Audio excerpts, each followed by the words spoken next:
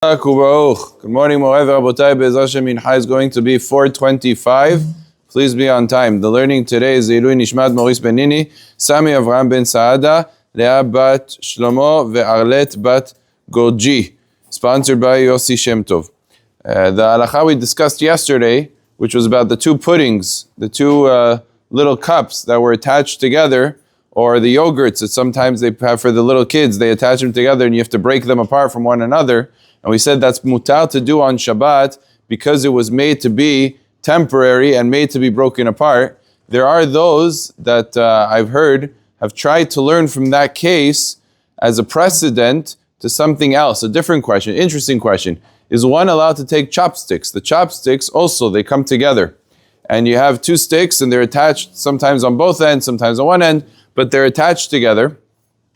And you want to break them apart on Shabbat to use them. Is this mutar to be done on Shabbat or is it not allowed? So some said, why is it different? It's the same case as the case of the pudding, where you have it also attached together and you're breaking them apart. And Chacham Ovadia said clearly that that's permitted to be done on Shabbat. So it should come out that the chopsticks are also mutar.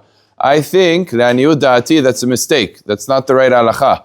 I think it's asur to do this on Shabbat. And I'll say a very simple difference. In the case of the puddings, they're already cups. They're already instruments. The only question is separating them. But technically speaking, as is, they're fully functioning.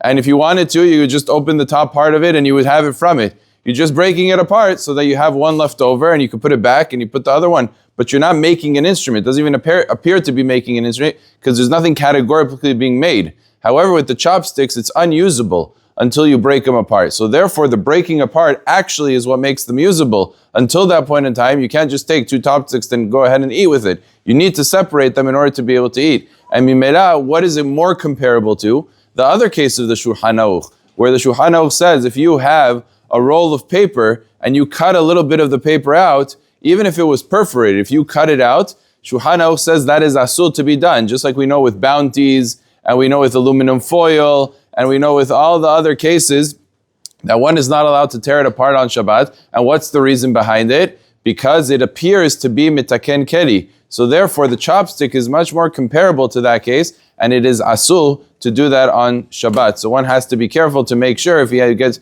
chopsticks, he wants to eat sushi on Shabbat, so he should go ahead and make sure that the chopsticks are broken already from before Shabbat so that they're already usable, or else, I dare say, use a fork, use a spoon, use something else, and don't use the chopsticks. Baruch Adonai le'olam. Amen ve'amen.